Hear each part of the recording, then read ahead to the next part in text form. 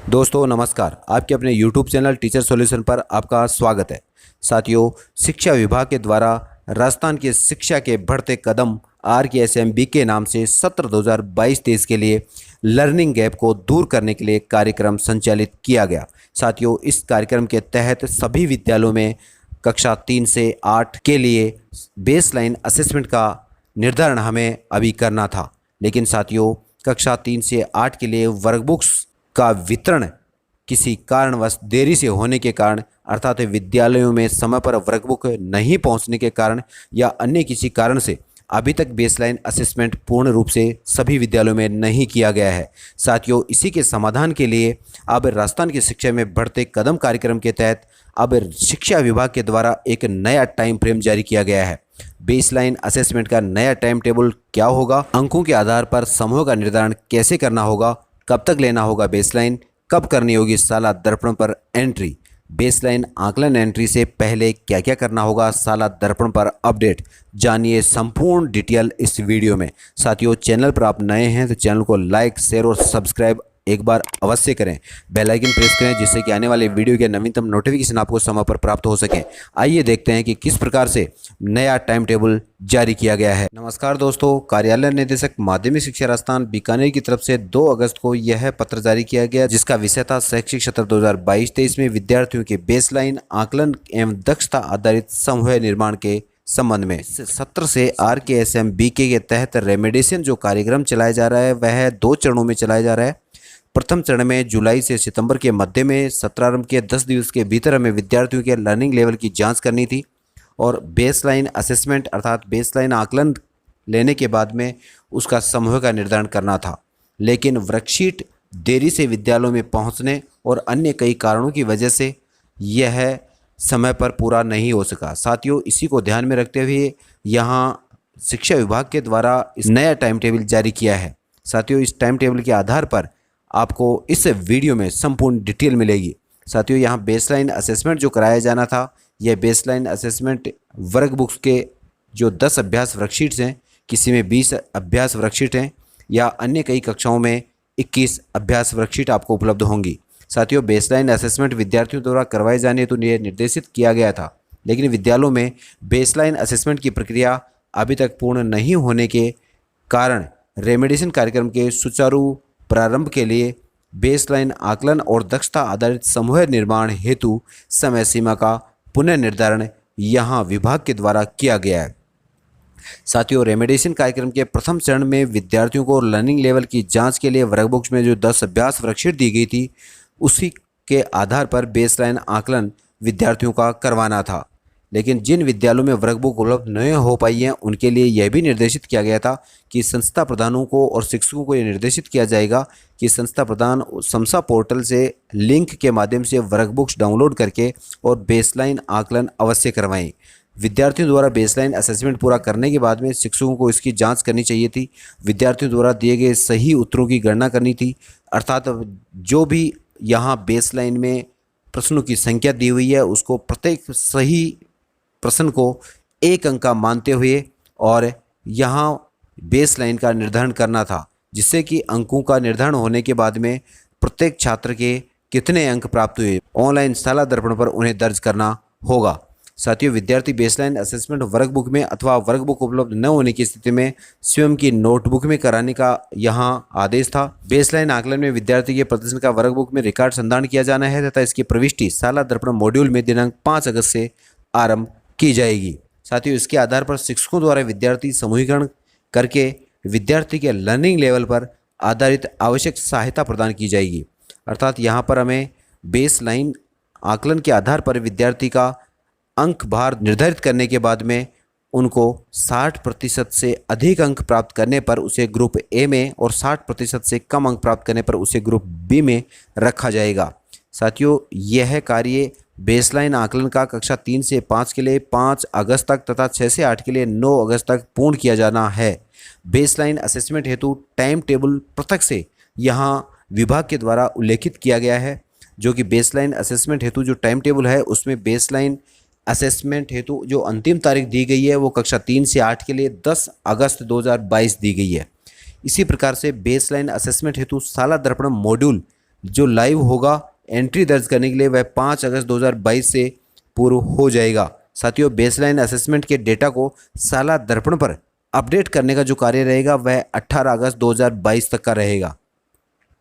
अर्थात आपको जो 9 अगस्त तक बेसलाइन पूर्ण किया जाना है उसे भली प्रकार से अंकों में निर्धारित करके और अंक दे करके आप उनकी एंट्री साला दर्पण पर दर्ज करेंगे, जिससे कि साला दर्पण पर आपको यह ऑटो प्रूव होगा कि आपका वह छात्र जिसकी एंट्री की है वह किस समूह का है।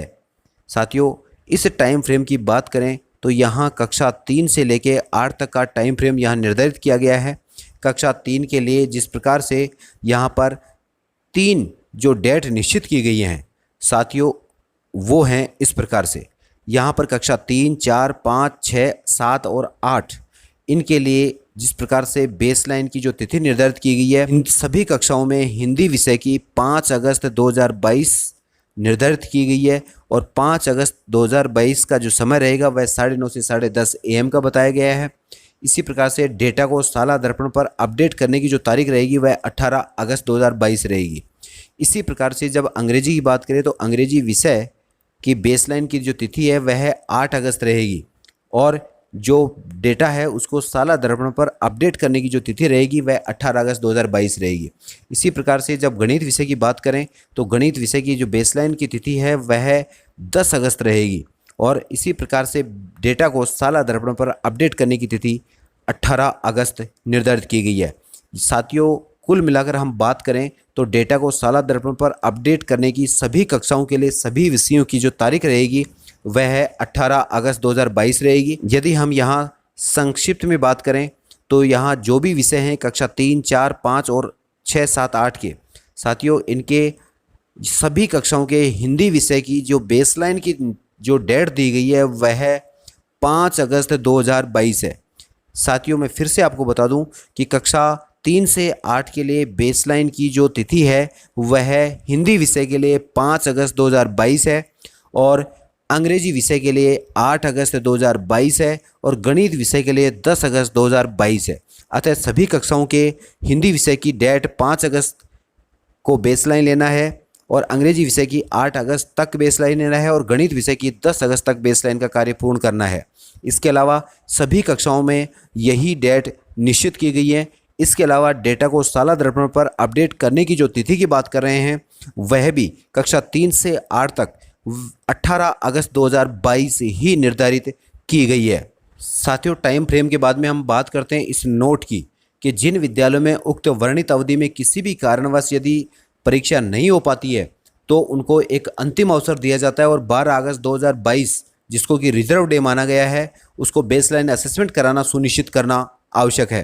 परंतु इस बात का ध्यान रखा जाए कि दिनांक 12 अगस्त 2022 को आयोजित होने वाला जो देशभक्ति गीतों का गायन का जो कार्यक्रम निश्चित किया गया है पृथक समय में वह बेसलाइन आकलन का कार्य कराया जाएगा।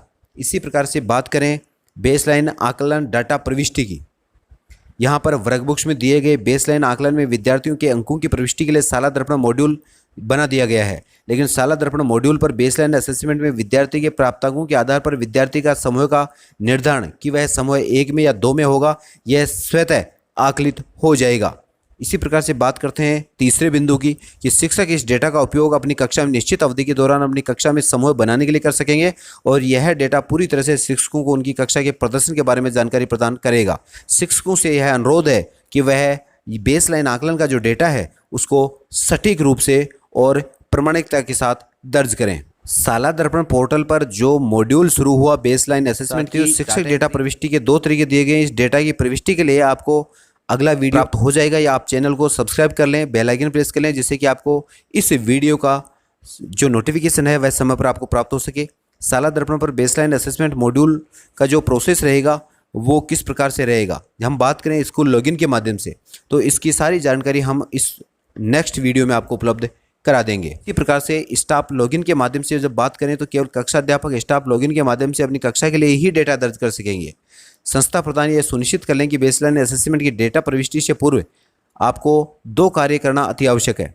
यहाँ पर यदि कक्षा अध्यापक के द्वारा या संस्था प्रधान के द्वारा यदि बेसलाइन असेसमेंट की डेटा प्रविष्टि की जा रही है तो सबसे पहले शाला दर्पण विद्यालय लॉगिन आईडी के माध्यम से क्लास टीचर की मैपिंग और सब्जेक्ट टीचर मैपिंग, विषय अध्यापक मैपिंग करना आवश्यक है। साथियों, क्लास टीचर मैपिंग और सब्जेक्ट टीचर मैपिंग का वीडियो आपको इस वीडियो के डिस्क्रिप्शन में उस वीडियो का लिंक प्राप्त हो जाएगा। आप उस लिंक के माध्यम से क्लिक करके और आप कक्षा अध्यापक और विषय अध्यापक मैपिंग का पूरा प्रोसेस देख सकते हैं।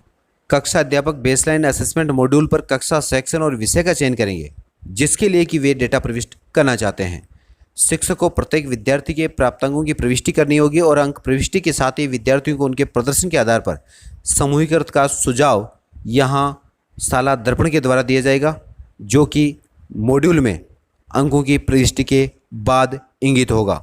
साथियों, इसी प्रकार से बात करें कि जिन विद्यार्थियों का बेसलाइन असेसमेंट पूर्ण नहीं हो सका है उनकी डेटा प्रविष्टि को खाली रखा जाना है। विद्यार्थी द्वारा बेसलाइन असेसमेंट पूर्ण किए जाने के पश्चात इसकी शाला दर्पण पर डेटा प्रविष्टि की जा सकेगी। यहाँ पर बेसलाइन की बात करें तो बेसलाइन असेसमेंट एवं उनकी शाला दर्पण पर प्रविष्टि के लिए संस्था प्रधान के प्रबोधन में विषय अध्यापक द्वारा की जाएगी। संस्था प्रधान एवं संबंधित पीओ प्रत्येक विद्यालय में असेसमेंट की विजिट कर मॉनिटरिंग भी करेंगे। बेसलाइन असेसमेंट के डेटा को शाला दर्पण पर अपडेट करेंगे। इसके लिए शिक्षकों द्वारा 5 अगस्त तक तथा कक्षा 3 से 5 का बेसलाइन आकलन व 9 अगस्त तक कक्षा 6 से 8 तक के बेसलाइन आकलन को किया जाकर इसकी प्रविष्टि शाला दर्पण मॉड्यूल पर आगामी 3 दिवस में करना आवश्यक होगा। प्रविष्टि संस्था प्रधान द्वारा संबंधित अध्यापक के माध्यम से कराई जाएगी। संस्था प्रधान सत्र बीतने के साथ विद्यार्थी की प्रगति को देखकर विद्यार्थी समूह को स्वयं के स्तर पर भी परिवर्तित करने के लिए अधिकृत रहेंगे। साथियों, संस्था प्रधान के पास में यह अधिकार रहेगा कि वह विद्यार्थी की प्रगति को देखकर वह उसके समूह को बदल सकता है, परिवर्तित कर सकता है। साथियों, समूहीकरण का आधार किसी भी विद्यार्थी के ज्ञान का आकलन करना नहीं है, अतः संवेदनशीलता रखते हुए विद्यार्थी के लिए सीखे जाने वाली जो दक्षताएं हैं उनका ध्यान रखते हुए उक्त ग्रुप बनाने हैं। यह विशेष ध्यान में रखा जाना होगा कि लर्निंग गैप्स की क्षतिपूर्ति के लिए कक्षाओं में कक्षा स्तर से न्यून स्तर के विद्यार्थियों के समूह बनाए जाने पर इस बात का विशेष ध्यान रखा जाएगा कि कोई भी विद्यार्थी हीनता से ग्रसित न होवे, अर्थात किसी भी विद्यार्थी के मन में हीन भावना उत्पन्न नहीं हो। बेसलाइन असेसमेंट एवं दक्षता आधारित समूह निर्माण की सघन मॉनिटरिंग यहाँ पर निर्देशानुसार प्रत्येक कार्यालय के द्वारा विद्यालयों के संस्था प्रधानों को करनी है। अतः पत्र में प्रदत्त निर्देशों के अनुरूप विद्यालयों में बेसलाइन असेसमेंट एवं दक्षता आधारित समूह निर्माण समयबद्ध और शिक्षण प्रारंभ करवाना सुनिश्चित करें। साथियों, इसी प्रकार की नवीनतम अपडेट के लिए बने रहिए टीचर सॉल्यूशन पर। यदि चैनल पर आप नए हैं तो चैनल को लाइक, शेयर और सब्सक्राइब अवश्य करें, जिससे कि आने वाले नवीनतम अपडेट की नोटिफिकेशन आपको समय पर प्राप्त होते रहें।